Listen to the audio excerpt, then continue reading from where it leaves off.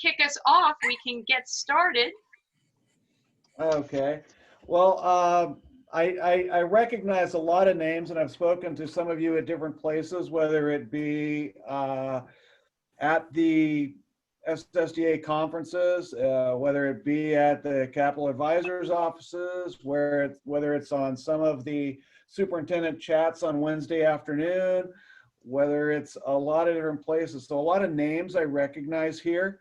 And it's very nice to have you here. My name's Stuart Packard. I'm the superintendent at Button Willow. And I'm sure most of you have mentioned that because generally speaking, everybody makes fun of the long name. That is a very nice place to stop and have a great barbecue or a Starbucks like Linda is advertising right now.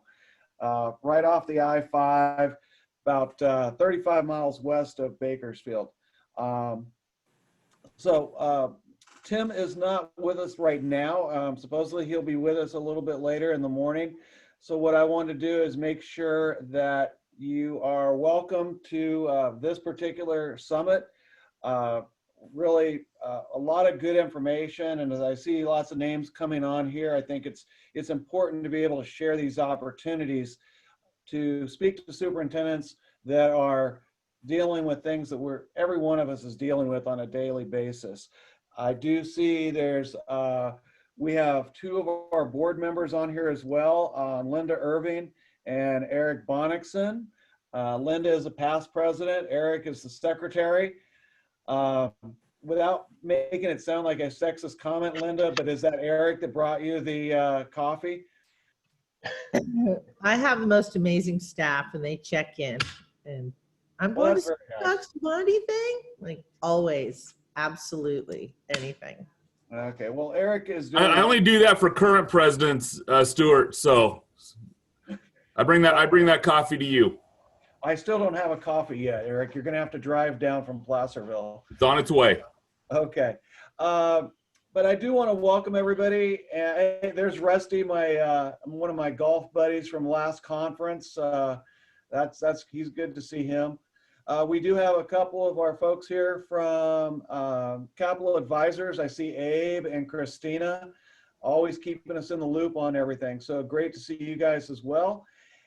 And let me see if there's anybody else that shows up on my Brady Bunch screen here. Nope, we're all good to go.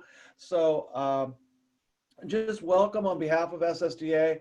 We encourage you to stay in touch with the people that are on this group as well as any of the other groups that you get a chance to talk to on some of our Zoom meetings and virtual meetings and anything else that you want to call that. So Corey, did you have something else that you would like me to do at this point, or are we turning it straight over to Capital Advisors at this point?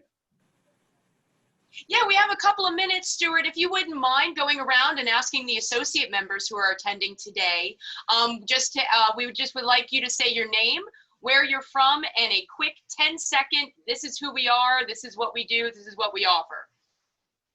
So if you want to just kind of go around the Zoom in however order they're showing up on your end, Stuart, and I can help you along with that.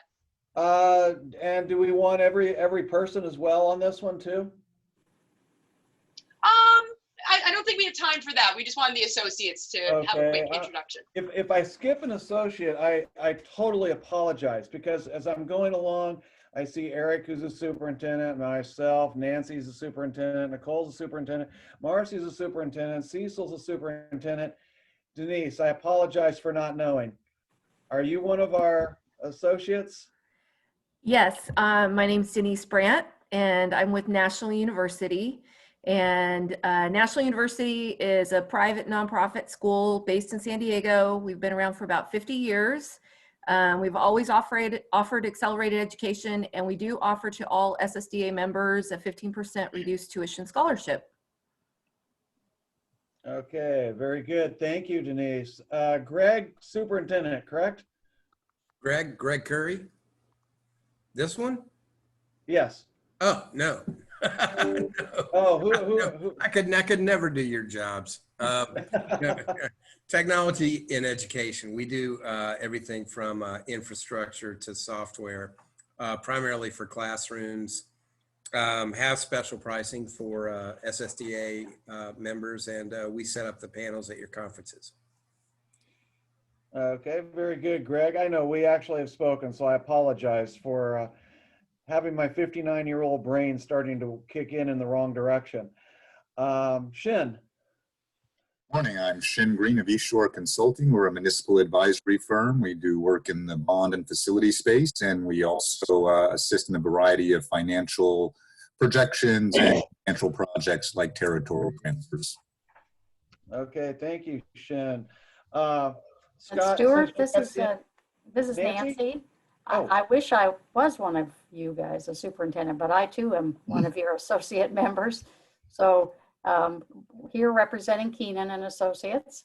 I think most of you are familiar with us. We're a brokerage consulting firm that specializes in property, liability, workers' comp, employee benefits, financial services for public agencies in California, and have been in existence since 1972.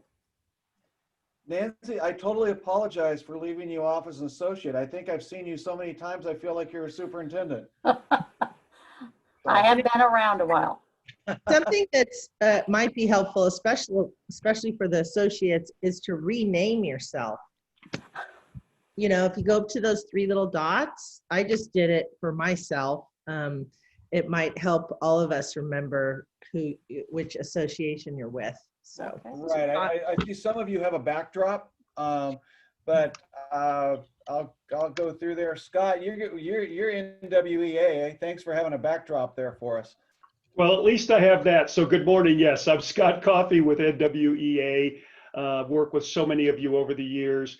We're a nonprofit, and what we do is assessments. So our goal is really to identify where those kids are now and where they need to go, and help you build that learning path. So that's what we do at NWEA. So thank you very much.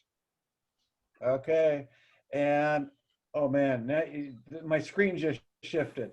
I'll see what I can do here. Craig, I know you. So I'm going to go ahead and tag on to Scott there just a minute. He's an assessment company. We're an assessment reporting company, and we're agnostic. We do NWEA, but we're different. We bring all of your assessments together, your state and your interim assessments, all in one place, whatever test you're using, and we create and deliver highly visual reports to all of your audiences for individual students, for groups, for subgroups, and really our goal is to put all of that information together at your fingertips and to help you measure your learning loss right now at the student level and at the group level, and to give you tools to help adjust your curriculum at the student level and at the curriculum level to help you move forward. You know, we've got a lot of ways we can help right now. All right, thank you, Craig. Jennifer, SiteLogic, I know I follow you on LinkedIn, so but that's about it in a Zoom meeting. So go ahead and tell us about SiteLogic. Sure. Good morning, everyone. My name is Jennifer Butler, and I'm a facility solutions specialist with SiteLogic. And SiteLogic is a company that delivers comprehensive facility solutions that support resiliency, future-proofing, energy savings, and operating efficiency. But our ultimate goal is to create healthy, comfortable indoor environments that promote productivity. Okay, Nicole from ClassLink. Hey everyone, my name is Nicole Smith. I'm with ClassLink, and what ClassLink does is we provide seamless and secure access into all the resources that are being used, and that comes with usage analytics, attendance reports, engagement reports, and then things on the back end for provisioning user accounts into the different resources that you guys are using. So thanks so much for letting us join today. Thank you, Nicole. Sports for Learning. I'm sorry, I don't have the name there. I know I should have done Sports for Learning. Greg. I'm Greg Ibel, Sports for Learning. First of all, thank you to the SSDA, Corey Pelk. I just want to give a shout out there. Really appreciate the time. We work with school districts statewide in California to provide asynchronous and synchronous programs for distance learning that blend social emotional learning and phys ed. They are delivered by our near peer coaches or college students that we train and vet. And we're also supporting schools right now that are heading into cohorts or blended learning via our staff support program. So thank you very much. Really appreciate the time today, guys. Okay, Kelsey from Equitable. Good morning. Very excited to be here today. I'm with Equitable Advisors. This is our first year partnering with SSDA, only second time participating in one of these summits. And we work with districts and individual employees and teachers to make sure that they have all the education they need on their pension, 403B, 457 plans. And we're also formerly known as AXA Advisors, if you're more familiar with that name. So very excited to be here today.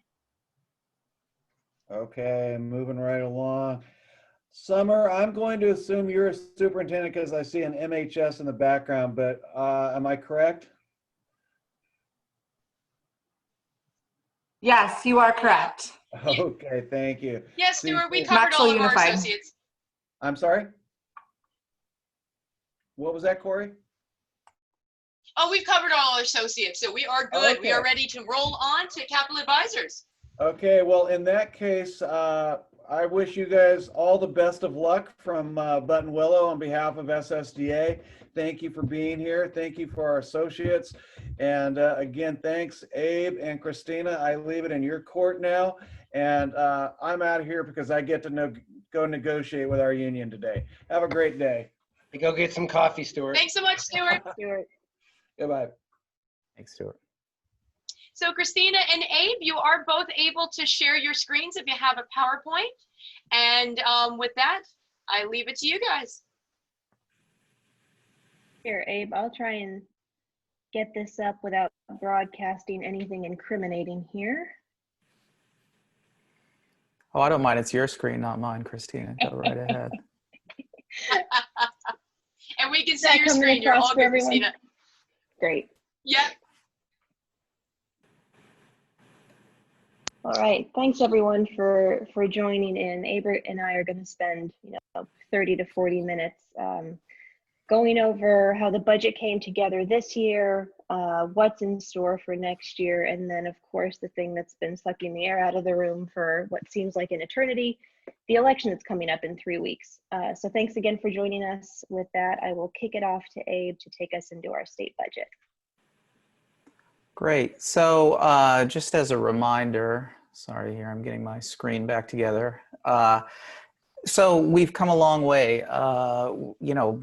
just going to go all the way back to last year, Governor Newsom's first budget. Everybody was talking about how lucky he was to be governor at this time, following Jerry Brown, huge budget surplus, everything was looking great. They were talking about this sort of once in a lifetime position of coming in as a new governor with this strong humming economy, money in the reserves and everything going great. In January, it was still looking great, right? We had revisions up, revenue was slightly up, Prop 98 was up to a record high, state revenues were at a record high, general fund revenues again were at a record high, everything was looking fantastic, and then we had COVID. And so, however you want to count when that started, I think most schools closed down in mid-March, if I recall correctly, but obviously we were seeing it and feeling it before then.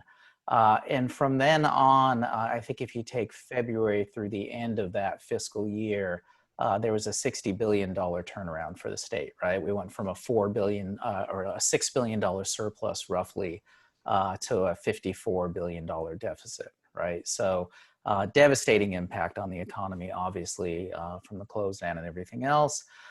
So fast forward to the May revision. So the governor comes in and to his credit, did his best to protect programs, K-12 programs, K-14 programs, higher ed. Obviously, there was money on healthcare and things of that sort, emergency funds, all of those things. Complicated budget. But for us, the bottom line was, and then the governor did propose taking some federal funds and sending it through to school districts. But the bottom line in that budget really was the cuts, right? So if you recall back in the May revision, we were talking about roughly a 50% cut to categorical programs and about a 7% cut to LCFF. And that worked a little interestingly. We added the COLA in, right? And then we took a 10% cut. Nets out to about 7% total cut. So that was the May revision. And again, while the governor was doing his best, to try to mitigate the impact on us. That was going to be a pretty devastating budget. The legislature pushed back pretty hard, and school folks too, all of you and other school folks around the state sort of pushed back and said, look, from March going forward, we did our best with distance learning, but kids already lost a lot of instructional time at the end of last year.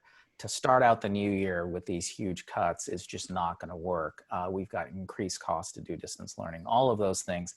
The legislature came back with a proposal to, instead of doing direct cuts to LCFF and categorical programs, just to do very large deferrals, right? And you all know what deferrals are. It's pushing money from one fiscal year to the next.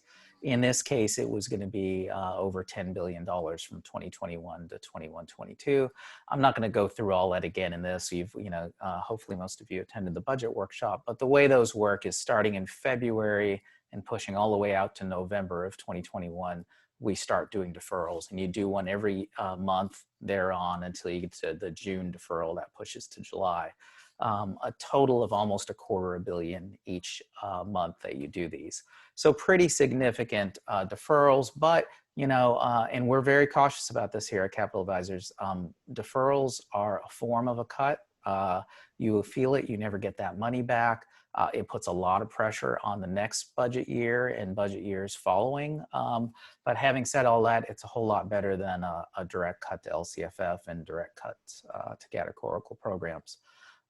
So that was the major components of sort of Budget Act versus May revision. In both cases, we had an ADA hold harmless, the idea being, we're not going to penalize folks for not being able to find kids or kids moving around or families moving around in this sort of unprecedented situation. So we had a hold harmless, but we still required instructional minute to be recorded in a certain way. And I'm going to circle back to instructional minutes in a moment here. The big thing with SB 820, which was the cleanup bill to the budget, was taking into account ADA growth. So remember, when you do an ADA hold harmless, that's great for almost all the districts. It's way better than what we thought of as an alternative, which was going to be some sort of attendance accounting that would be imperfect and probably lead to the loss of a lot of funding, or some other possibilities. But a hold harmless sort of made a lot of sense for most LEAs. But there are growth LEAs, right? LEAs that are seeing enrollment growth, ADA growth. And so we came back with SB 820 to try to deal with that. I think it's fair to say almost everybody but non-classroom based charters were happy with the fact that they found a solution.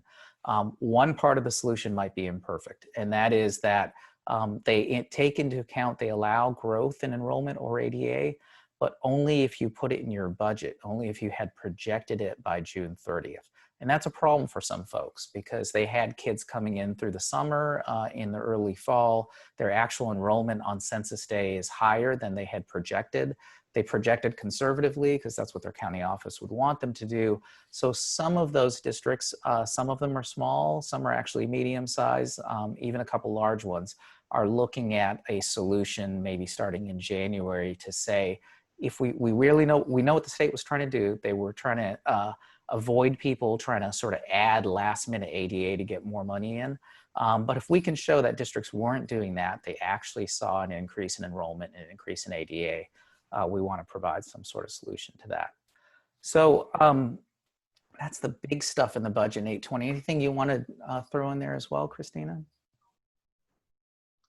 No, I think you covered it. I just wanted to reiterate what a win this was for the legislature. I mean, the full force of all of the committees, all of the caucuses, the entire education community, labor to management to, Tim Taylor was front and center on this fight, brought a lot of you in with him, really avoided pretty dire outcomes this year. But of course, we're not out of the woods yet. Yep. So, so before moving to instructional minutes, I did want to remind folks that aside from sort of essentially we're staying still compared to 2019-20, right? So the LCFF base grant amounts are exactly what they were in 19-20. We've tried to do this sort of hold harmless for ADA, account for a little bit of growth where we can. Instructional minutes is where things are a little bit different. So we have instructional minute requirements per day. We don't have the annual instructional minute requirement anymore. And I did want to point out that there was a lot of controversy for a little while about the CDE template about how you document instructional minutes, how you document attendance, how you document classroom assignments, all of those things. More recently, the Department of Ed has put out a checklist. They're sort of explicitly stating the template is not required. You can do this in different ways. And the checklist is pretty helpful in my view. I think all the SSDA members have it. If not, we'll make sure it gets circulated.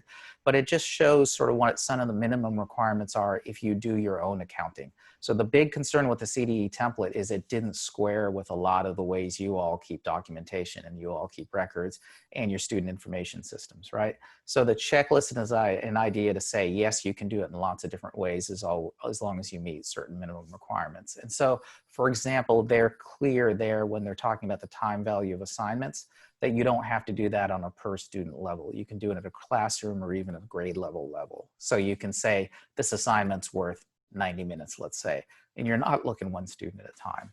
So I did want to point that out, that there's been some movement in a positive direction there. Christina, do you want to add anything on wildfire and emergency impact?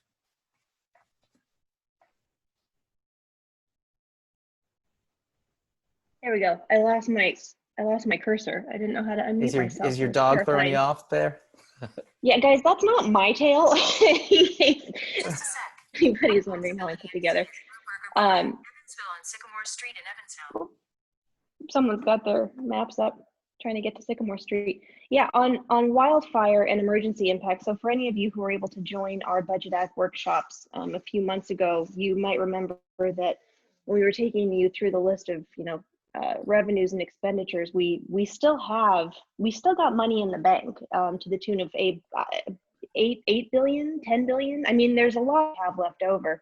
Some of it was fully tap the reserves, constitutionally, but the other acknowledgement was that COVID was not going to be the only catastrophe that we had this year. And of course, with the biggest fires in California's recorded history, that has come true. And we hope that everyone on the call is safe and unimpacted by the really terrifying wildfires were happening this year. A couple weeks ago, maybe at this point it was a month ago, Jerry Shelton from our office sent out a really helpful update on the J13 process. As Abe said, the hold harmless kind of renders the J13 process null and void in terms of reflecting ADA as a result of a material decrease. But you are going to want to read that update if you've had to close your school because of an emergency, and it'll forgive you from being penalized if you have actual non-school days. So if that's helpful for anyone, we can resend that when we send out the instructional minute template. There was a little bit of confusion about that. Do we have to? Don't we have to? In certain instances, if you are actually facing school closures, we absolutely do recommend it. Right. Great. So then, so moving along, as we said, the basic effort was to try to hold schools roughly even with where they were last year.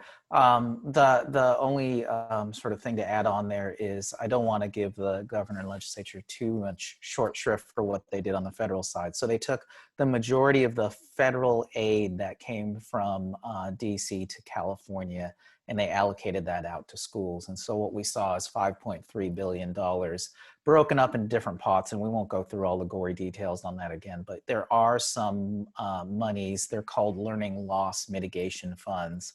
They come from three different sort of pots, but generally speaking, they're fairly flexible in use, but there has to be some nexus to COVID-19 and either dealing with the pandemic directly, sort of protective gear, that kind of thing, or dealing with learning loss or sort of the need to shift to distance learning. So that's there. So far up till now, revenues in California have exceeded expectations. I wouldn't read too much into that. A lot of that is higher income earners doing their estimated taxes. And it's good to be doing better than you thought you were going to be doing, but it's not a great indicator of where we're going to be in total revenues at the end of the year. But I think it would be fair to say that California is weathering the recession better than most states. Many of us probably would attribute that to a strong tech sector, right? So that sector is doing very well. But it's hard to see, you know, some of these impacts of revenue. So obviously, you know, the healthcare sector is doing very well in the sense that the revenue is coming in. So, you know, and then obviously tourism and travel industry is way down and in trouble. And you guys are seeing all this on the news. The latest is without another stimulus, the airline industry is going to be in real trouble. So with that, let's go to the next bullet, which is what's going on here and federal stimulus. Christine, you want to take that one? You want me to try and figure out what's going on with federal stimulus? It's on again, off again. It's totally Ross and Rachel. It's whiplash. Just this morning, President Trump tweeted something like federal stimulus, go big or go home.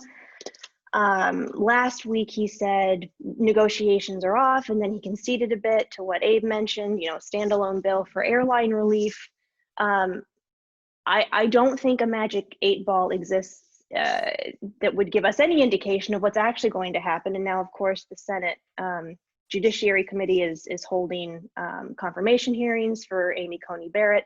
So I feel confident that something will happen. Something has to happen. People are suffering. It's been a long time since we've had a relief bill. What we are hoping for is that whatever comes down the pike will be soon and will provide some relief to state and local governments. That will be incredibly helpful for California. We're sure schools will be involved, but it just is really difficult to know when a deal is going to be reached. If it's going to be before the election, after the election. It's pretty funny. Barrett and I in our shop were doing one of these summits about a week ago. And at that point, all of the reporting was Speaker Pelosi and Mnuchin were really close. They were just ironing out some details. They'd reached a place they liked on assistance to state and local governments. And then the president tweeted, you know, negotiations are off. So it kind of changes hour by hour. I know that's not that helpful, but as I said, it's just really to forecast what the various players in these negotiations are thinking, where their heads are at, where their lines are. There's already been, you know, we started with a huge discrepancy between where the Senate was and where the House was in total for the stimulus.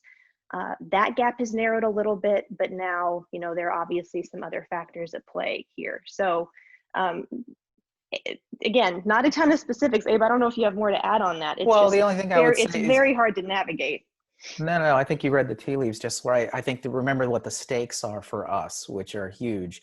If California gets at least $14 billion in federal revenue, and that doesn't have to be earmarked for schools, it's aid to state and local governments, comes to California, then we're going to offset a whole bunch of these deferrals, which is very good news for all of you. So we'd start with the sort of the earliest deferrals first, and we would trigger off February and March and hopefully most of April. So there, you know, we've got a real stake in this. And again, sort of politically, it doesn't matter for California whether the money's earmarked for education or just state and local governments. We have already talked about how we'll use it in the state budget. One little sort of technical point, what it says in the budget is the money has to come by the middle of October. But you know, it's pretty straightforward for the governor and the legislature to change that timeline. I find it highly unlikely that if money comes, say, in November or January instead of now, they still won't use it for our purposes. Remember, the first deferral isn't until February. So there is time to take that money and utilize it to offset deferrals. And then sort of moving through relatively quickly through the last bullet, yeah, the budget is already taking shape. Again, whether or not there's federal monies is a huge sort of assumption of how you're going to balance that next budget. Almost certainly there won't be the revenue growth to undo deferrals. So you want to sort of think, I don't know how much we'll say about that in January, but by the time we get to the final budget act, you know, I'm going to make this prediction, which isn't a very bold prediction. We're not going to be able to undo all these deferrals because the economy's grown by $30 billion. So we'll get some information about where we are economically from the Legislative Analyst Office. They do an outlook in November. Usually it's the first week of November. Sometimes it sort of trails over to the second week. That gives us a lot of information of where we are. And then, of course, on January 10th, Department of Finance will come out with their budget. And, you know, clearly they're going to be thinking a lot about funding and what extent they need to sort of shift things and allow for greater flexibility for these hybrid or distance learning programs. And hopefully someday soon here, we will be back to 100% in person. Everybody is obviously waiting for that. So we'll do a budget workshop in mid to the third week of January, and SSDA, and we'll be back out, hopefully seeing you then.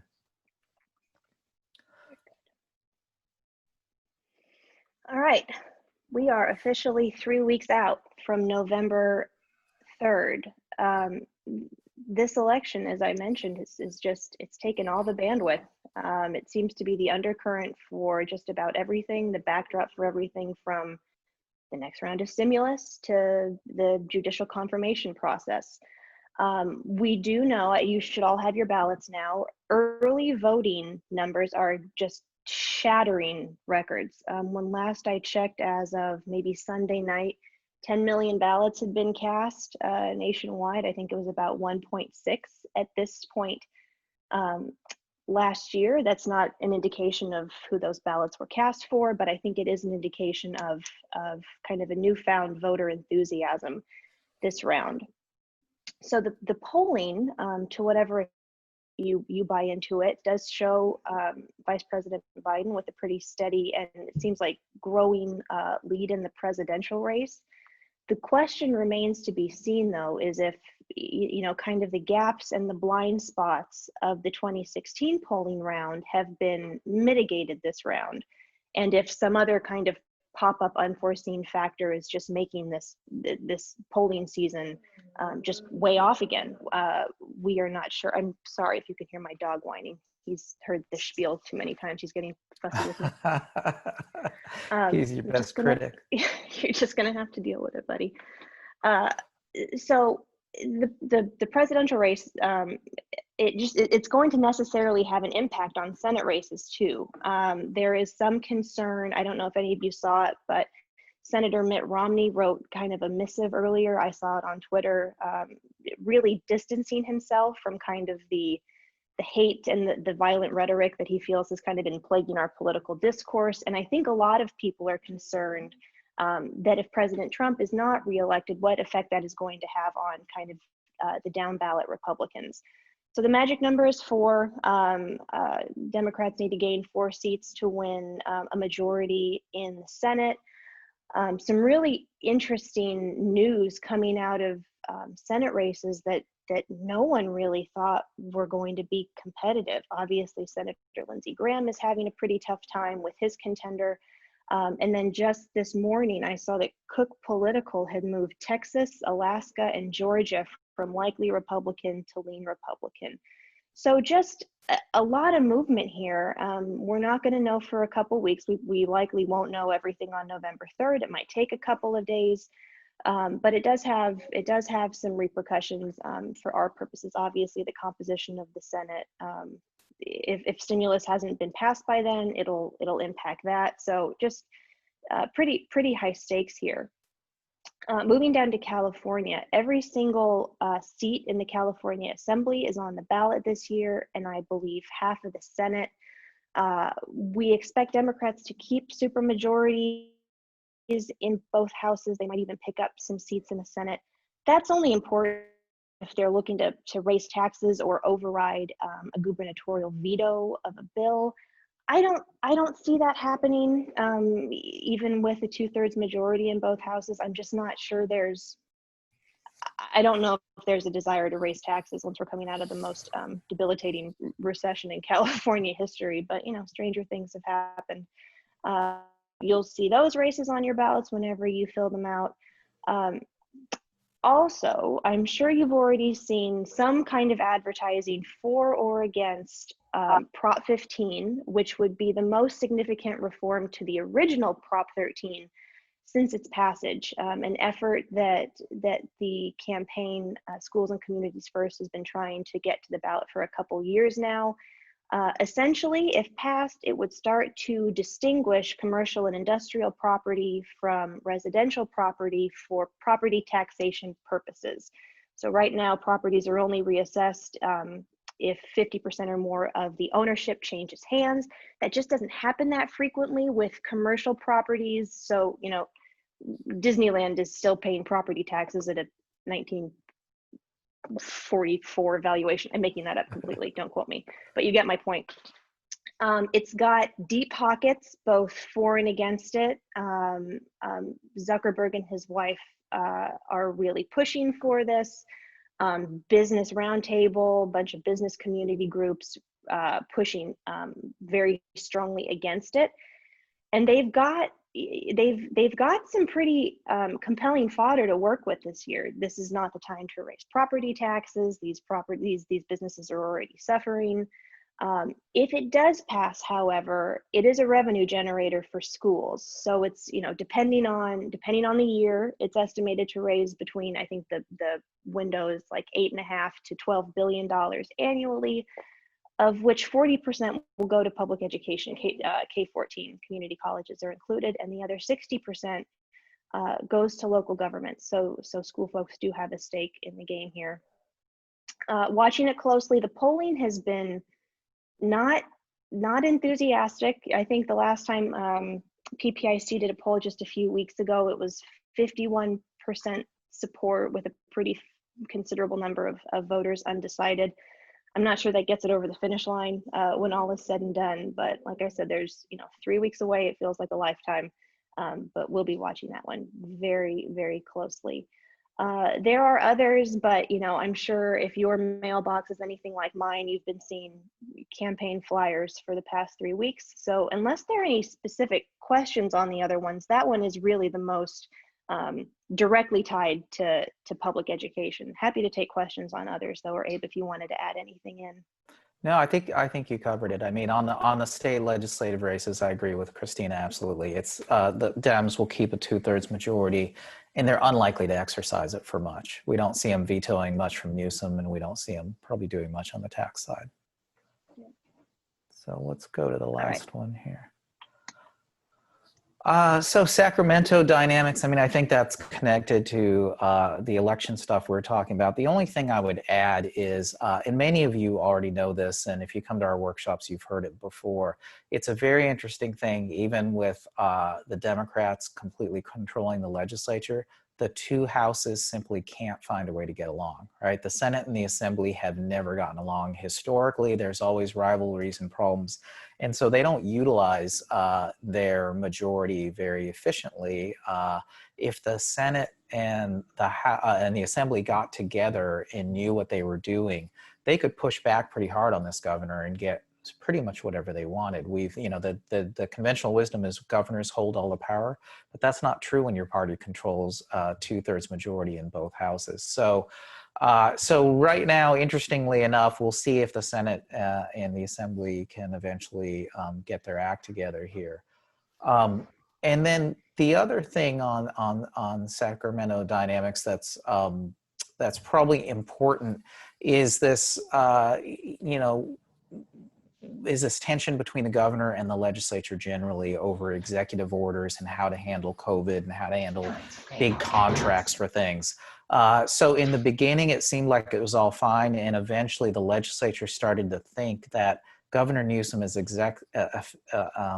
essentially preferring to legislate through executive order rather than take things through the legislature. And they pushed back really hard in the budget and other places. We'll see if that dynamic continues for the next 6, 8, 9 months. Managing the fallout from multiple crises. I don't know if I have that much more to say to that than what we already said. I think Christina mentioned that it wasn't just COVID, it was all the other things, wildfires and other things. So I think we kind of hit that one. The audit guide supplement, that is important. Before I was talking about the CDE templates, the alternatives that are now allowed, the documentation you need to keep for things like the time value of assignments, instructional minutes, all of those things. So want you all to be aware that sometime this month, the audit guide is going to come out. We're pushing back really hard on this because we know that sometimes the auditors take a more narrow view of what's allowed than the state intended, and that causes a lot of problems for you locally. So we're taking a look at that. Anything you want to say about looking forward, Christina, January budget proposal or issues for 2021? I think it's, I think this is all fairly self-explanatory. We know the digital divide has been an issue, kind of a rallying point for SSDA long before COVID-19, and it's all at once kind of satisfying and frustrating to watch it finally get the recognition that it needs. It took a crisis to get us there, but you know, hopefully we can make some real progress on that front in the coming months. I realize that that's too late for a lot of your students who've got connectivity issues, but I you know, that there's no way that this doesn't remain a pressing issue next year. Police in schools, I know we've all seen some headlines about districts taking some action to maybe redirect some of their budgeting away from police in schools, maybe shrinking the presence of police on school campuses.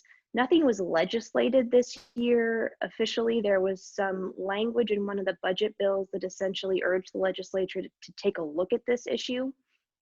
The Assembly Speaker, Assembly Member Rendon, a couple days ago, well, maybe it was a couple weeks ago at this point, formed a select committee on police reform.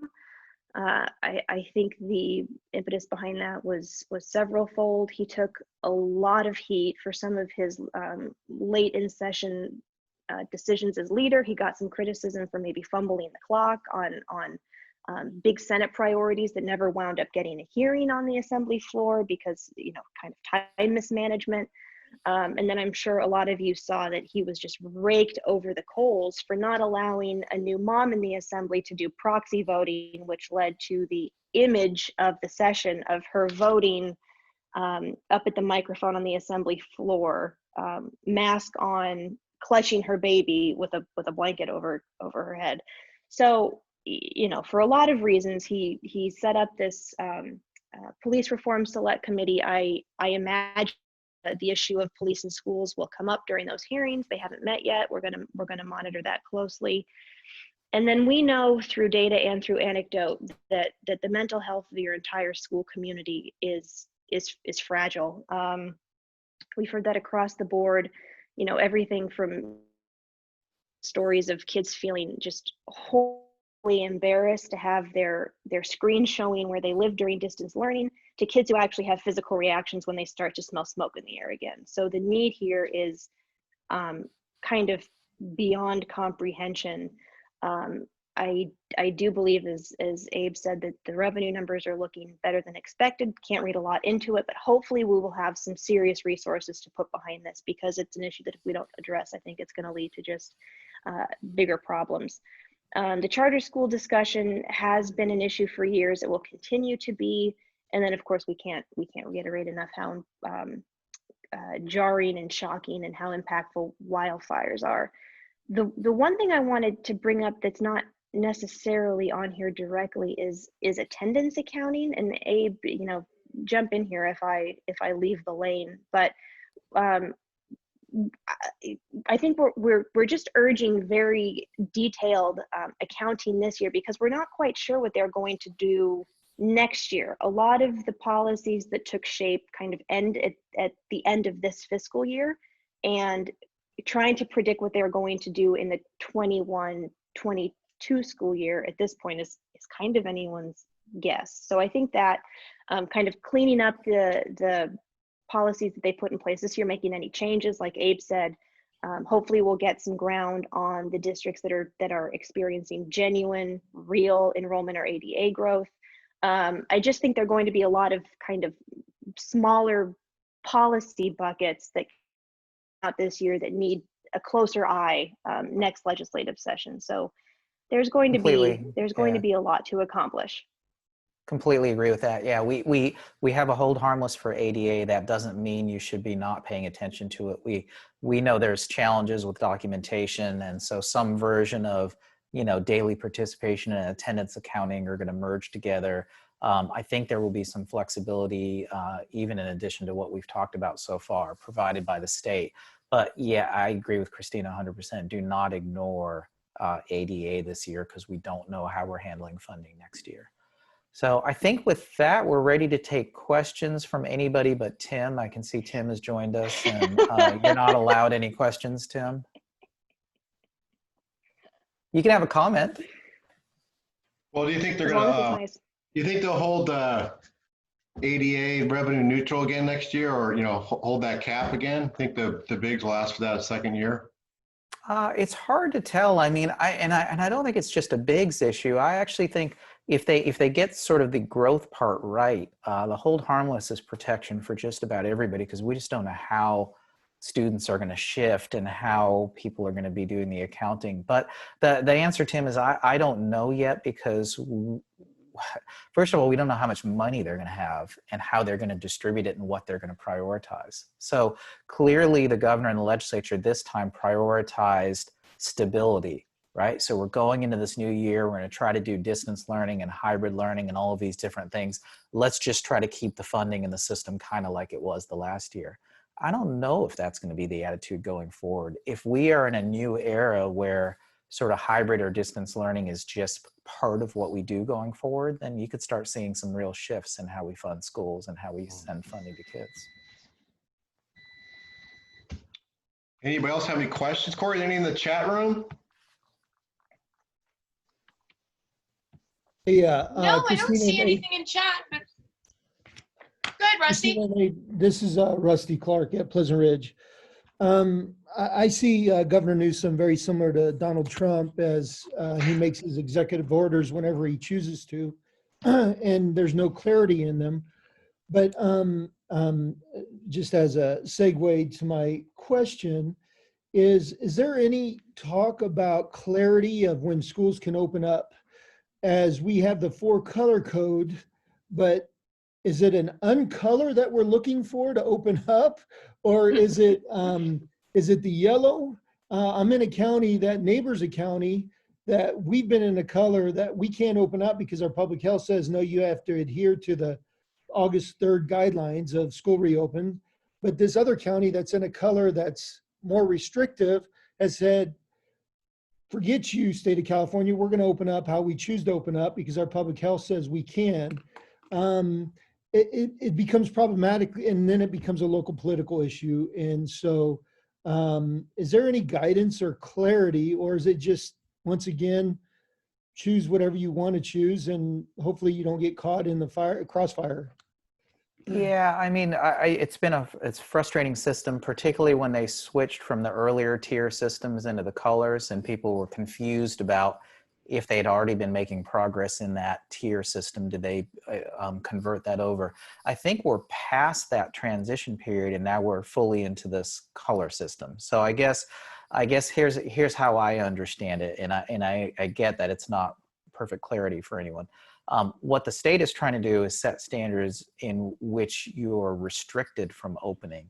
Once you get into a color that allows you to reopen, they're not saying you have to. They're saying you can, right? And that it's up to you and your county health officials whether you open or not. So the theory, I think, is for the state saying you can't open under certain conditions, or you'd have to close again if conditions meet certain thresholds. But outside of that, they're saying if you are in, say, yellow, then you working with your county health official are the ones that are supposed to make the call. So I'm not sure what color you're in or what the other county's in. If they are in purple or red, you're absolutely right. According to the state system, they're not supposed to be reopening. Whether they sort of want to challenge the governor's authority and do it anyway, I don't know. But if you're in yellow or better, the choice is back with you and your county officials, I believe. So again, I know that's not perfect clarity, but the governor has absolutely resisted sort of compelling people to open. He was okay with compelling them to close, but he isn't okay with compelling them to open, if that makes sense. All right, thank you. So what color are you folks in, if I might So ask? we're in orange, and we've been open since the beginning of school year opened up in a hybrid model, but I'm getting political pressure to open up fully. And unfortunately, the pressure is coming from educators that work in the neighboring county that's in red, that can open in hybrid, but has chose to say, you know what, we'll go 3-foot spacing and not 6-foot spacing. And so they're creating their own as they open up. Not I am not pointing the finger at them. I really appreciate, because maybe it'll force the governor and California Public Health to really reconsider what's happening, because when they made these decisions, they were worried about the sick people and not the well people. Now the well people are getting sick emotionally and psychologically. That's going to do more damage than the COVID virus has ever done. So, and I truly believe that you can look at data to substantiate that. It's frustrating because the people that are urging our trustees to move forward are fellow educators that are pretty much saying, putting the thumb up to whatever the governor or the California Public Health is requiring us to do. Yeah, we hear you. And I think that's consistent with what Christina was saying, which is we know about the physical health risks from COVID, but there are sort of real repercussions on the other side, particularly around mental health for living the way we're living right now. I thank both of you for the work that you're doing. I really appreciate supporting small school districts and all the work you guys are doing. Thanks, Rusty. Appreciate it. Well, Rusty, I appreciate your random emails where you unload some frustrations. It helps keep me centered down here in Sacramento. We know your frustration, and it is a lot of moving targets here. So, hey, Corey, so what's our time frame right now? Well, if you want to keep chatting for a minute, I'm going to start setting up the first set of breakouts for our. Yeah, you guys, I have an update on SSDA. I think I'll try to cover that later, but we are co-hosting with AXA. We're going to push this out for starting Thursdays. So now we have about 109 districts or COEs affected by fires. That means they were evacuated or staff lost homes or students. About 8 to 10 are severe, and the rest were definitely going to fill out J13 forms and others. So CDE's been really far behind. They've got COVID going on plus this, and they're understaffed. They just are going to hire two staff members who are going to be crisis specialists because this isn't going away. So good for Juan. He's very short staffed down there, and they're way behind on supporting schools that have been affected by the power outages, COVID, and everything else. So hopefully they'll get that staff hired in 2 weeks. It is shocking to see about 1 out of 12 school districts in California, and we don't even have a trace on how many charter schools were impacted this year. I think the days when it was just Sonoma and Napa and Butte and Shasta expanded to about 14 or 15 different counties throughout California. So again, that's causing all kinds of other havoc. I just talked to Bonnie Doon in Santa Cruz, and they have already lost over a third of their students since the start of the year. So housing's an issue, COVID's an issue, trauma's an issue. And I think they lost 970 homes up there in the hills in Santa Cruz, and they're trying to reconfigure things. And I think you'll see that throughout Happy Valley. Up in Siskiyou is very lost about 250 homes, and then Big Creek in the Fresno area, they've lost a ton. They're trying to, they're all trying to get back a little early. And I think one thing we've learned is it's not a quick process. There's too much toxins and too many things that need to be removed before you re-enter those communities. So we'll be hosting that probably for the next 4 to 6 weeks to help out these districts, really figure out what they're going to do in the future, but get settled down and try to provide as much support as possible. Just one thing on the digital divide before we break up into small groups. It's another, I think, area where the lack of leadership, I think, at the department is really glaring. There's a lot of people that are doing a lot of good things, are trying to put it together, but this is a complicated issue, and I think our approach statewide has been kind of all over the map, and it sounds more and more like the companies are ready to really close that divide, but the bottom line is it's a mismatch on how it's being done between the Department of Ed, the Governor's Office, California Forward, and others. So we're patiently waiting for them to kind of I think, narrow their focus and get things done. This is an area where the guy from Tesla is getting actively involved. The satellites he's putting up there are not like the old satellites. They're actually faster than 5G. And we're expecting to see some pilot districts in very rural areas try these new satellites and hopefully solve the problem. And the Tesla guy, he's pretty aggressive. He's got a good plan. And usually when you mention satellite to your IT guys, they all shy away because that usually is like a rotary dial method. These are very, very fast and very exciting opportunity for our schools. So let's hope we can get that solved throughout this next year or two. Okay, Corey. Tim, I think Marcy was trying. Do you still have a question, Marcy? I'm sorry. Or a comment? It was. I found out Marcy's a Raider fan the other day. That's, there are very few Raider fans. Good for you. Hey, we beat the Chiefs at home. That's all I'm saying. Gonna ride that for 4 years.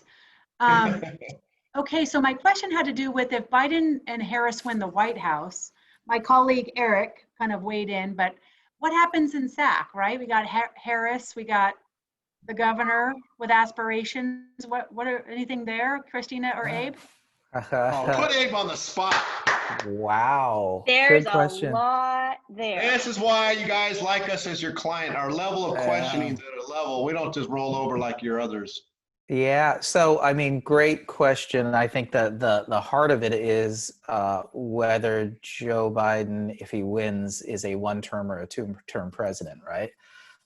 If he's a one-term president, I think it'll be interesting because, as you mentioned, Gavin Newsom clearly has aspirations for this position, but the vice president, particularly a young vice president, is almost always second in line for the party. So I wish I had an answer for you. It's a great question. I do think for the moment, the Biden-Harris ticket will be, for the short term, very good for California because, as you know, we're struggling for every penny we get out of the feds right now. And I do see that flipping. But I don't know what it means for the presidential race. Certainly on the Senate side, I can't see the governor. Okay, that's what you're thinking. Yeah, I can't see the governor sliding over to becoming senator. Anything's possible, but I don't see that. I do think it's a safe Democratic seat, right? So I don't know. Anyone's guess is as good as mine. The Secretary of State would be interested in that for sure. I'm not so. Do you know who else is on the short list for the Senate seat, Christina? I've heard the Secretary of State and the Attorney General to replace Kamala, to replace Senator Harris. Yeah. Yeah. Yep. And then just, taking a step upwards a bit, looking maybe not directly at Sacramento, but there are also some implications for a Biden-Harris win in terms of education policy. The headlines are starting to percolate about how a President Biden might be the most pro-union president we've had in years and years and years. So implications there on everything from charter policy to assessment policy. A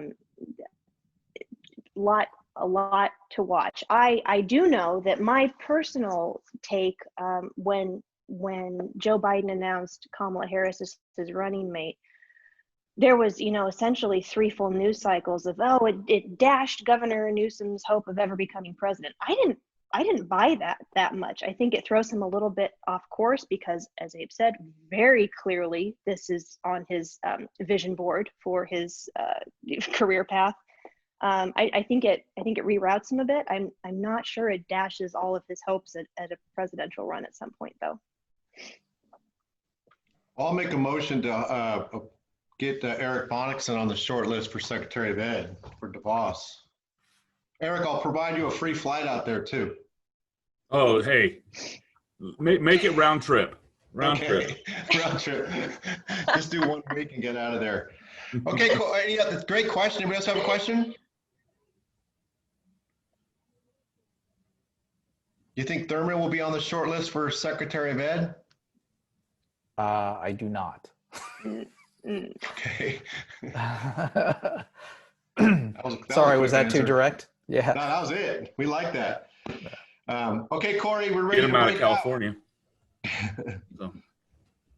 All right. Thanks, everybody. All right, Appreciate it. Thanks, Abe. Thanks, all the Christina. rooms. Bye, guys. Thank you, Abe and Christina. Yeah, So of just course. as a reminder how this works, each associate member will have a breakout room. You'll have 1 or 2 people in your breakout. So if only one pops in, that's who you have. And you guys will have 10 minutes. Then everybody will come back here. We'll do it another 10 minutes, and then we'll do a third 10 minutes. So I'm opening the first rooms now.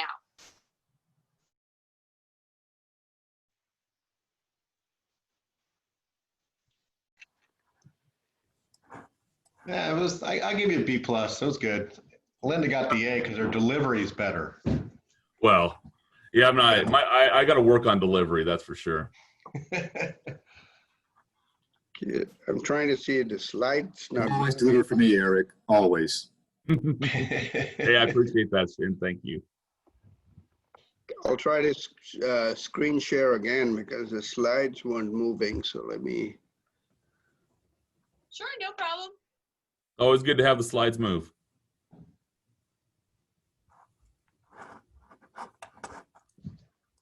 Okay, Pradeep, thanks for joining us today. Looking forward to hearing about career tech ed. Oh, good. Good morning, everyone. I'm Pradeep Kotamaraju. I'm the Division Director for the Korean College Transition Division. I was asked to present on basically the different programs and grants that we have within our division. So I will quickly go through them and then save time at the end for questions. Many of you have should be familiar with this if you've working in the LEA sphere, but we have basically within CCTD, we have just to give you a structure of the division, we have 5 program offices, and then we have 3 support offices that help those programs, and we function in 3 different areas. One is a large part of it is CTE, Korean Technical Education. We also are responsible for adult education in the secondary school arena. And then the third is we have an office that we call Educational Opportunities, but for a lack of a better term, these are essentially coming up with programs that would help students that require a second chance or looking for a second chance. And so we're looking at those who are having attendance issues, maybe social emotional issues, and have had interaction with the criminal justice system and try to bring them back into the schooling system. So I'll quickly go through those. Since the focus is on CTE, I'll spend most of the time on CTE. And if you have other questions regarding adult ed or educational opportunities, I'll take them during the question time frame. So the first office we have is the Agriculture, Education, Family, Consumer Science Office. And just what you have there is essentially the different offices that we have. So if I go to the next, Chuck Parker is the Education Administrator for the main grant within the Agriculture, Education, Family, and Consumer Science Office, which is the Ag Incentive Grant. And the Ag Incentive Grant is roughly about $5 million, and it's really funded to one pathway, which is the Agriculture and Natural Resources. And they've established a quality criteria to base the funding, and the funding was to match dollar for dollar. One of the things that you should keep in mind is that the funds, which is in most cases, the funds cannot be used for salary or salary related items. And then the funds go out 75% in the fall, and then the final goes out in the following spring. Then as in many CTE grants and programs, a lot of that is used for equipment, because as we know, equipment in CT is quite expensive, and there's a big capital cost that is required for that.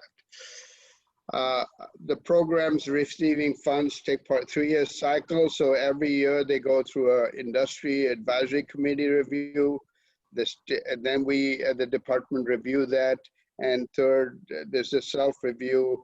And it's a good model, as you know, in the agricultural sector. They have their three-circle model, and they've applied that not only with regard to this particular grant, but they actually in generally in how they operate in this particular pathway. And as many of you know, FFA is very strong in California, as it is very strong nationally. So the timeline for the grants as there, which is there on the slide, and what we do require for many of our grants is a report of expenditures from the previous year, which is due every year. It varies from grant to grant, but roughly it's the report of expenditures in a 1 to 2 year cycle, or looking back no more than 2 years. The CTE incentive grant, which many of you are familiar about, and that's essentially a grant that is now, we are going through the 2021 application cycle, and that the grantees will be announced at the State Board of Education meeting next month. Michelle McIntosh is the education administrator for the CTE Leadership Office. And the purpose is there is high quality career and technical education program, which essentially is a theme that runs through our whole division in terms of trying to create both through state programs as well as federal programs, looking at high quality career and technical education programs. It's $150 million annually, can apply as a single LEA or a consortia, and it's based on ADA. I would argue right now that when this legislation was written way back in 2015, I think these ADA categories need to be looked at, because it may not be representative of LEA sizes, it's more representative of school sizes. But as many of you know, changing legislation is not an easy task, but that is one of the considerations that we need to, or we would be recommending in future years. Positive considerations, there's several positive considerations. One of the things that my staff has indicated to me is that one positive consideration is based on unemployment or high unemployment regions, and given COVID-19, LEAs that were typically not in that category may be moving into the category solely because of the impact of COVID. And so, and that would have impact on how the funds are allocated. It's two local to one state matching fund requirement. And in the application and RFA, what can be matched and what cannot be matched is described in that. The reporting requirements, there's a narrative section and there is a fiscal section. And then we are now trying to collect not only for CTIG, but Perkins and other CTE information within CalPads, and we're hoping that CalPads, going forward, CalPads is going to be the single source of data collection for CTE. Then you have the K-12 Strong Workforce Program, which is administered by the California Community College Chancellor's Office, but it really is the same student population that the CTIG grant also, and so it is really a program for LEAs grades 7 through 12. And again, it's $150 million. Their funds distribute, their process of allocating those funds are different, and their timelines are also different, but the metrics that are collected, we're trying to sort of align the two metrics the metrics in the legislation so we can collect a more aligned data between the two programs. Excuse me. The purpose of is to create, support, and expand high-quality CTE programs at the K-12 level, and that are aligned with the workforce development efforts occurring during the strong workforce. So while one can think about this program not only being aligned horizontally to the CTEC program, but vertically to the strong workforce program, and probably at the federal level aligned to the WOES program. Again, there are 8 regional technical assistants and 72 pathway coordinators that provide technical assistance for these 2 programs. These are essentially those that have many of them are now being hired in the process. I think the hiring process is complete and have been helpful in the most recent round of CTEC and will be in the next round of the K-12 Strong Workforce.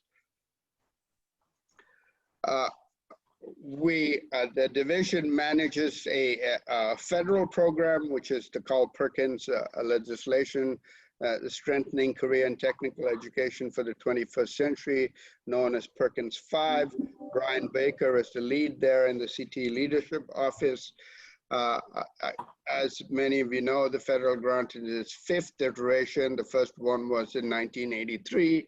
And the big thing to know about the Perkins program is it's moved away from a set-aside program, which was in a Perkins 1, to now a more focusing on high-quality CTE to improve, enhance, and expand those programs. There's much more emphasis on accountability, and through each iteration, the accountability indicators have been streamlined and strengthened as we've gone through the different iterations. The federal, it's a formula-based allocation. Some of it is based on enrollment, and some of it is based on poverty. That applies both on it is a program both for secondary CTE as well as community college CTE, and the allocation formulas is slightly different on each side. The one thing to note under Perkins 5 is for the first time, LEAs receiving Perkins funds can actually use those funds for middle grade as well. And there is an emphasis on trying to build out the middle grade component of CTE so it connects into the career pathway system that is being developed in California. There is a tiny URL there that gives you a bird's eye view about the Perkins requirement, and here you other Perkins resources. The main thing to remember about Perkins is that the new element within this Perkins 5 is really the comprehensive local needs assessment that connects back to the local application plan. And many of the LEAs receiving Perkins funds have either completed their CLNA and their local applications, or in the process of doing so. We've because of COVID, we granted some extra time to LEAs to complete the CLNA process, because it is it is the first time they're doing this, but more importantly, it is an intensive process that does require some time and effort.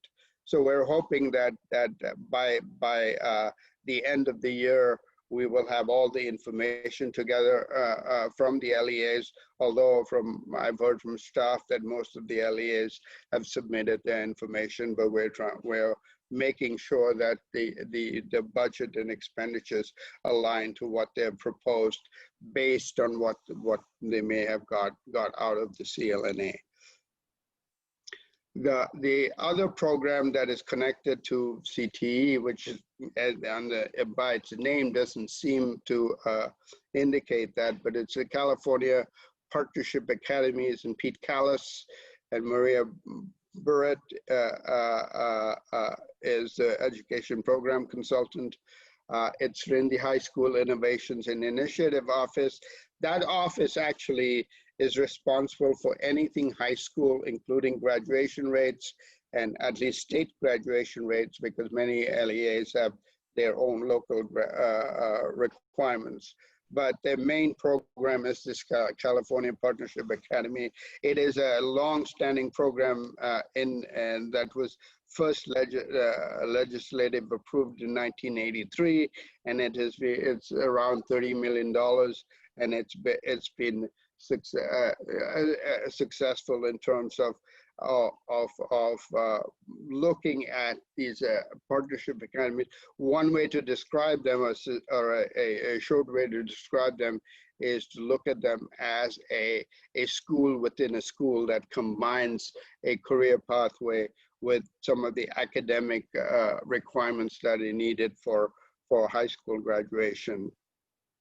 You can see the numbers out there in terms of looking at that. A component of this partnership academy is building in. Is the pre-apprenticeship, and we're and that is something we need to enhance going forward in the post-COVID era, and how we do that, not only pre-apprenticeship, but apprenticeship as well as work-based learning going forward. So there also is a middle school program that started about a couple of years ago, which looks at first it broadens the CPA philosophy into the middle school, but it also connects early on interest in CTE and career pathways in the middle school area, and it's also within the High School Innovations and Initiative Office. There are about 30 middle school academies. You can see on this slide, I won't go through all of that, but the main idea is that all middle school must work with their feeder that actually is high school to develop career readiness practice. The idea here is to give a solid and broad foundation about career and technical education in middle school, and they could then, that is used to sort of to move them into a career pathway as they move into grade 9, 10, 11, and 12 and beyond. Other programs related, as I said, to CCTD is adult education. On the federal side, it's roughly a $100 million program. On the state side, it's close to a $500 million program. We have several educational opportunity programs too, but the main thing that we look at is an issue that has come up in the educational opportunities area when this COVID world that we live in is really the whole notion of attendance. And how do we define attendance in an online or hybrid environment? Other programs related is Every Student Succeeds Act, as well as special education, and we have some connection to that. We play a subsidiary role, particularly in the special education area, as it relates to the workability programs. So I'll stop there. If there are any questions and comments, Tim, I'll turn it back to you. Yeah, does anybody have any questions is there a list of where those middle school academies are? It should be on our website, but I can find out. And Pete Callis, actually, who I think will be the one presenting on Thursday, because Michelle and I are busy, and so I'll confirm that with Corey, but I think he's the one, but he would know a lot more, but I think it's on our website. Okay, great. Thank you. Does anybody have any questions? Corey, is there any? I don't see any in the chat room. Okay. No, I don't see any questions per se. We're a small enough group though, so if you want to take yourself off mute and ask any questions to Pradeep or Tim, feel free.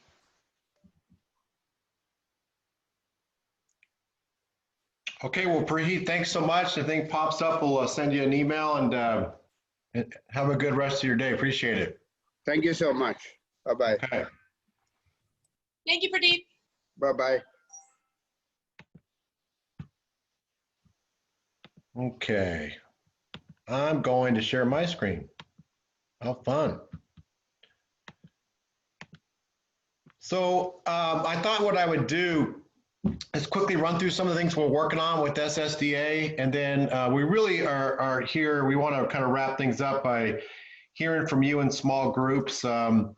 I think we'll try to get Eric and Linda and myself to lead some small group discussions about what's working, what's not. We're trying to gather up as much information about that. So let me just tell you some of the things we're working on. I just threw about 10 out there. So basically, as you guys know, with the COVID and the pandemic and all that stuff, CTA is driving a lot of these decisions, and they're in the back pocket of both our governor and our state superintendent. We're not going to beat around the bush on that, but definitely, as you guys all know, it's very difficult to table. If you need, I have now about 8 districts who have signed their MOUs. If you would like me to send those to you to take a look at other plans and also MOU agreements, just send me an email and I'll forward that to you. Real quickly on testing, the governor's trying to come up with a way to test 170,000 staff per day through a statewide model that would be supposedly free and to support, not supplant your current methods. We'll have a lot more information on that. We have somebody on that committee, and one of their problems is they didn't really make it clear who would actually do the test at your site. So we're anticipating what's next in that area. And we're also holding our breath on the anticipating of a possible third wave of the pandemic and an increased amount of cases. And we'll see what happens to your schools during that. We've really expanded our PD for teachers. We still encourage you to tag a teacher. If you go to our website, a teacher can possibly win $500. But we're doing a lot of work around computer science, distance learning, and Stuart just did a video series on digital advisors that's also on our website. So we're really proud of the work we're doing with your teachers. Again, I think if you have ideas for us, what else we can do, let us know. We're looking into the new CCE RFP, which would help expand this work for us to specifically work with small school districts, rural schools throughout California. But we're really proud. We served about 1,200 teachers last year in our PD work. You know, again, I think this is what we want from you is what's working, what's not. Keep providing you with resources. Our Wednesday therapies at 3 o'clock if you want to join us. And you can always text any of our board members or email them or text me. We really want to provide you with as much support because we know how difficult it is out there.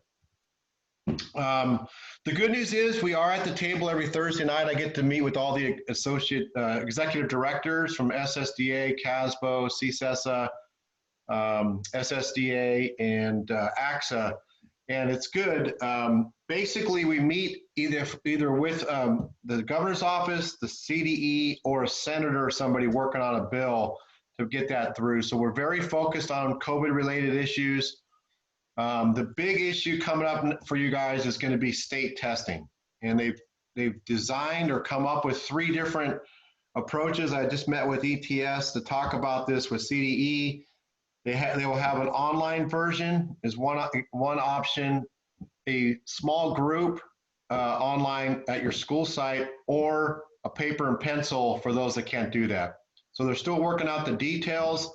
Obviously, a distance learning approach has all kinds of issues around it, and we're trying to see if we can get parents, will parents be the teacher of record or the proctor of record is a request they're going to be putting in there, which would be really interesting in and of itself. So state testing is not going away right now. Maybe if there's a change in presidency, there's a possibility, but right now the feds are really pressuring CDE to deliver on that.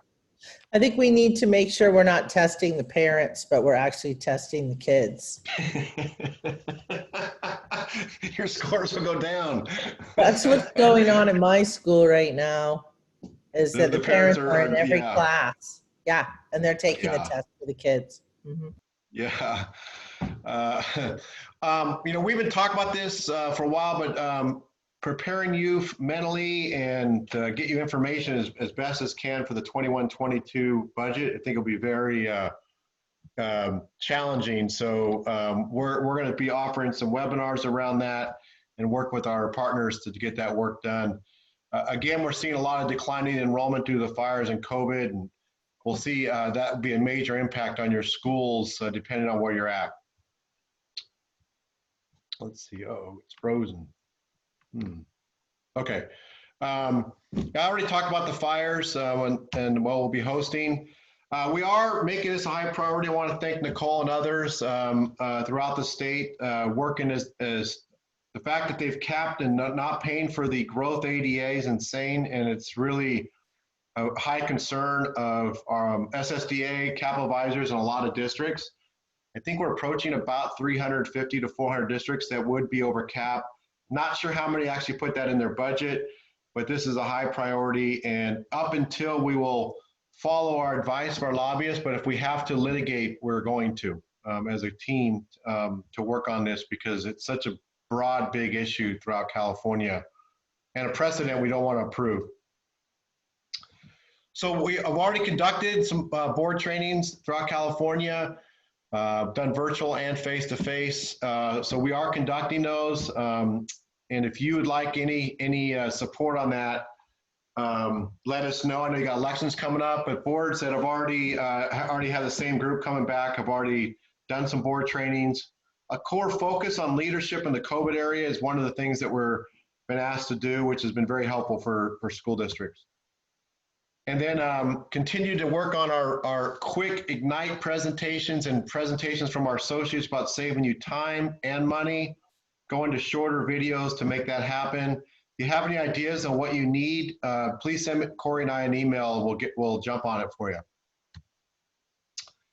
We're super excited about joining Madera County office and offering specific CSLA leadership academies for small district leaders and also lead teachers. And really, I love the fact that we're using our current in the trench superintendents that are very experienced that are offering these courses. We're looking to expand up to the North State. We got a call into Chico State to work with them to see if we can help them with the principal superintendent series, and also try to headhunt and recruit lead teachers to become administrators. And that's pretty much it. I think what we want to do now is break you up into small groups. Let me stop sharing here. Okay, there we go. And Corey will break you up and really discuss about what's working at your schools or what you're hearing throughout your schools, or maybe what's working with your own kids. And Corey, I think we could probably break one into two groups. Would that work? We can do two. Oh, sorry, I was muted. Yeah, we can do two. Okay. I think Eric and Linda would be good leads. I'm just going to do two groups. And we're looking okay. for I can do it manually then. What's not, you guys. Give us some ideas to give out to the field.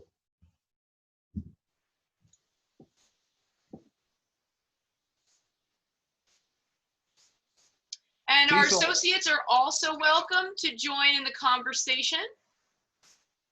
So I'll be adding you guys in there. What's the temperature out in Baker today? You know, it's cooled off. Yesterday, it only topped out at about 95. We're hoping this week it drops and stays below 90. But you know what? I can get on the golf course and play around before it even busts 85. So I'm pretty happy with that. I watched a Van Damme movie. Have you seen that movie? It's about the city of Baker. Have you ever seen that one? No, I have not. I'll have to send it to you because it's it doesn't do any good for your town for this image. All right, you guys, we're looking for what's working, what's not. Really looking forward to getting your ideas. And again, if you're hearing other good ideas, please let us know. We're trying to push that out to our members. Hey, Summer. Definitely. And we're going to give you guys 30 minutes for this because we're doing really well on time. So then once you guys are done, you'll all dump back into this main room and we'll let Tim finish things up. So you're off and running.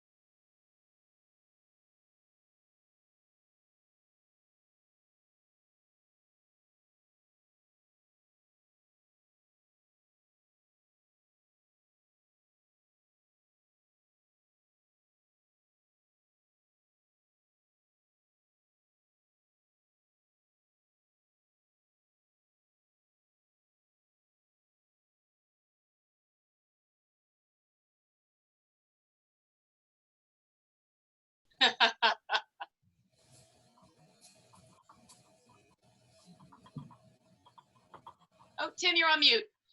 Hey, that's something we always like. Tim Taylor on mute.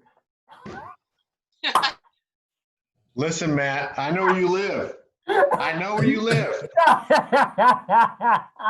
Eric and Linda, we're looking for 3 takeaways that stand out to you. Eric, you want to lead off? Sure. Definitely a couple takeaways, at least for sure. What we had was, there are some positive things that are coming out of this. There's some things that are working, and that we want to hold on to. I think that is one thing. It certainly is not ideal. Nothing that anybody is doing is what we would choose to do, but it's not an ideal situation. I think everybody is doing the best they can. Everybody's working and doing everything they can for students, and that's the focus. Another thing is really a need and a focus, a continual focus on the mental health side of things for kids. That is something that there'll be some long-term effects of this on the mental health side of kids. That we're going to be dealing with and working with for a considerable amount of time. Yeah, for sure. How about you, Linda? Well, Janet in Kingsbury is open, and she's open. Her county is purple, and she's on a waiver. So we had a ton of questions for her, how it's going, and the different things that she did. Cecil is applying for a waiver, so he's kind of in the midst of it as well. So numbers and playgrounds and eating areas, she's done all of it. Wow. And they are fully launched, temperature taking, staff testing. This is, I would say Kingsbury is a model district for if people want. And I asked her, can we visit? Can we interview you? Can we? Yes, absolutely. So I felt a little relief, and I used one of Eric's quotes that anxiety is high until the kids get there. Yeah. And she completely agreed with that. She had to leave because she's doing lunch duty. Wow. So, but they're taking temperatures. The kids don't get out of the car until their temperature's taken. Then they put a sticker on them. So I don't even think they're tracking all that. I mean, it was amazing. Yeah, we talked about cleaning. We talked about how they cover testing. And same with Cecil, it was the insurance companies are picking this up. And they had issues because they're in different counties, and in Cecil's case, they're in different states. They have a lot of union support. Neither did a MOU. They didn't need to. And the testing has been, voluntarily given, the results given to the district. So, and then there was a plan for when teachers got sick and there was a substitute. So the teacher teaches from home in that sense, if she's quarantined or he is quarantined, and the kids are on their Chromebooks. So they're still teaching. Both of these districts have, less than 10 teachers. But now, where's Kingsbury? Where is that? Kingsbury is in Stanislaus. Oh, Kingsbury. Yeah, is in Stanislaus. Knightsbury. Oh, Knightsbury. You're right. You're right. Knightsbury. Knightsbury. I have it written down here. Knightsbury. Yeah. Okay. Thanks. You got this. The future king. Knightsbury. Sorry about that. No problem. Wow, that's exciting. Well, that's good. That's a good note to leave things on, you guys. And thanks for your time. I know you're really all busy. Please email me or let me know what else we can do for you at SSDA. We're here to help. And thanks to our associates for hanging in there with us and supporting our schools. Everyone have a great day, and talk to you guys soon. Take care. Thanks so much, Tim. Thank you all so much.